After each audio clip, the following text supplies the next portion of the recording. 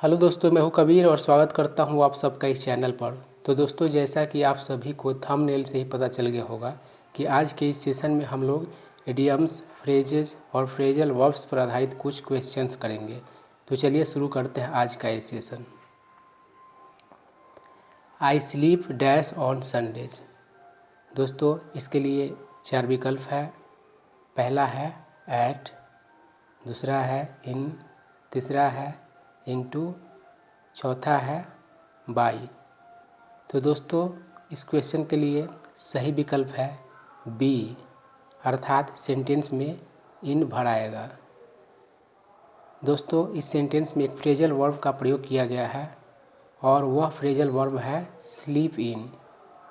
और sleep in का अर्थ होता है सामान्य दिनों की अपेक्षा देर तक सोना या फिर देर से जागना। तो इस सेंटेंस का अर्थ हुआ कि मैं रविवार के दिनों को सामान्य दिनों की अपेक्षा देर तक सोता हूँ या फिर देर से जागता हूँ। दोस्तों, यह सेंटेंस बहुत ही छोटा सेंटेंस है, लेकिन अर्थ लगाना पहली नज़र में बहुत ही मुश्किल लगता है, क्योंकि इनके बाद ऑन का प्रयोग हो गया है। तो ऑन का प्रयोग हम लोग तो दिनों के लिए करते हैं और इन का प्रयोग जो है स्लीप के साथ होगा, जो कि एक फ्रेजल वर्ब का पार्ट है। तो इस तरीके से पहला क्वेश्चन का हम लोगों ने जवाब कर लिया है। अब हम लोग अगले क्वेश्चन की ओर बढ़ते हैं। दोस्तों, संडेज का प्रयोग यहाँ पर किया गया है। संडेज का अभिप्राय है एवरी संडे। दूसरा क्वेश्चन है don't assign the task to a dash employ. पहला ऑप्शन है ब्लू, दूसरा ऑप्शन है एक्सपीरियंस्ड, तीसरा ऑप्शन है इनएक्सपीरियंस्ड और चौथा ऑप्शन है ग्रीन। तो दोस्तों, इस क्वेश्चन में डी वाला ऑप्शन जो है चुना जाएगा।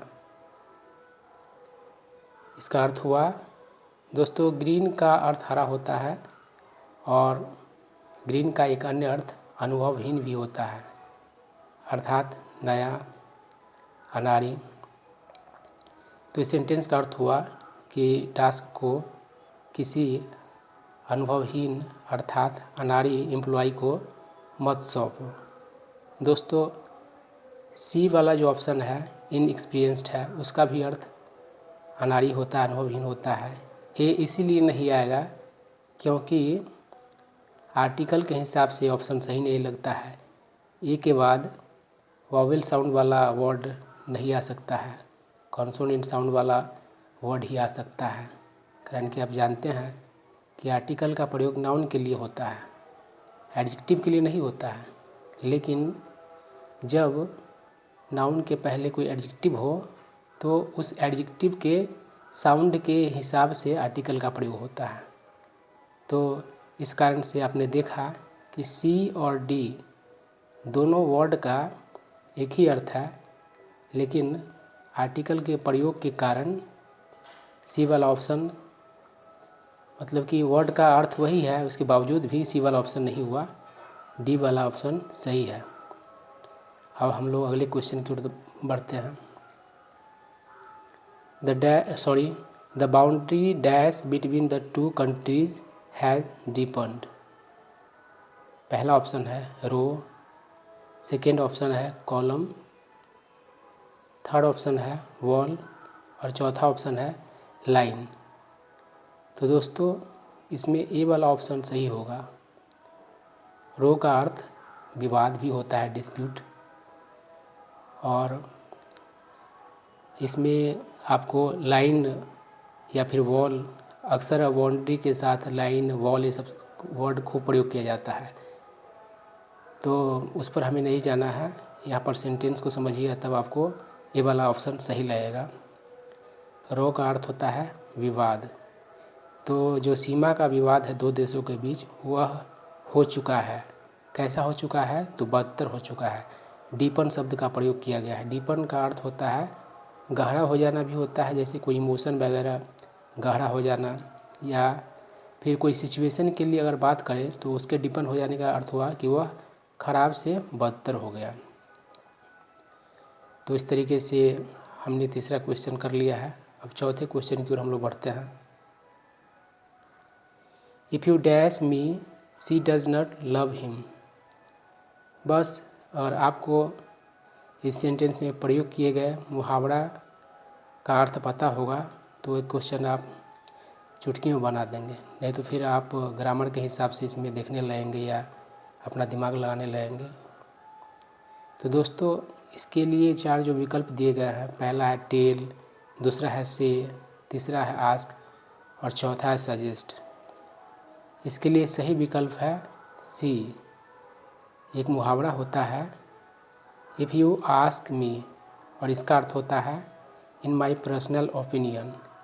तो इस सेंटेंस का अर्थ हुआ कि in my personal opinion she does not love him.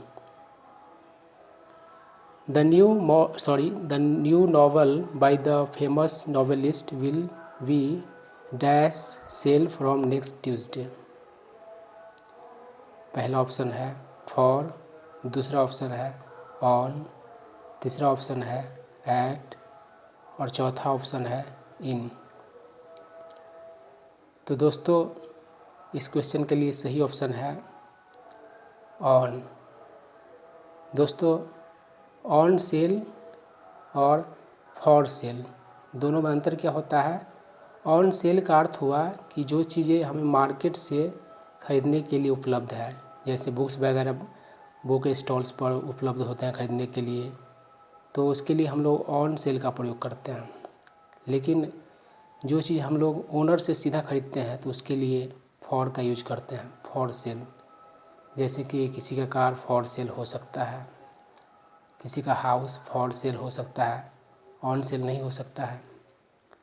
तो दोस्तों इस सेंटेंस का अर्थ हुआ कि प्रसिद्ध उपन्यासकार का उपन्यास अगले ट्यूसडे से ख़रीदे जा सकने के लिए उपलब्ध रहेगा, मतलब कि वो चीज़ आप ख़रीद सकते हैं।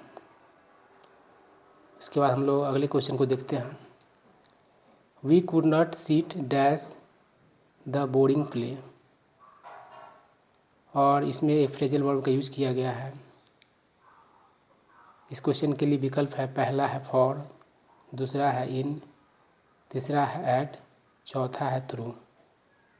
चौथा वाला ऑप्शन सही है।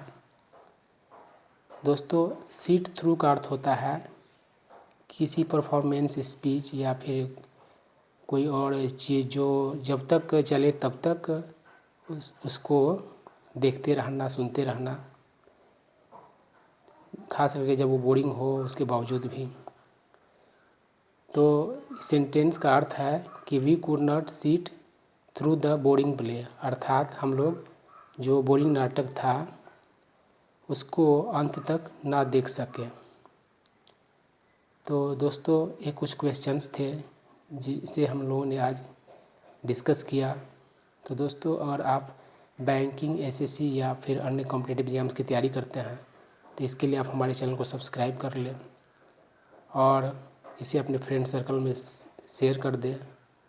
और यह वीडियो अच्छा लगा हो तो लाइक कर दें। और कुछ जानना हो या फिर कुछ सुझाव हो तो कमेंट करें। Thank you.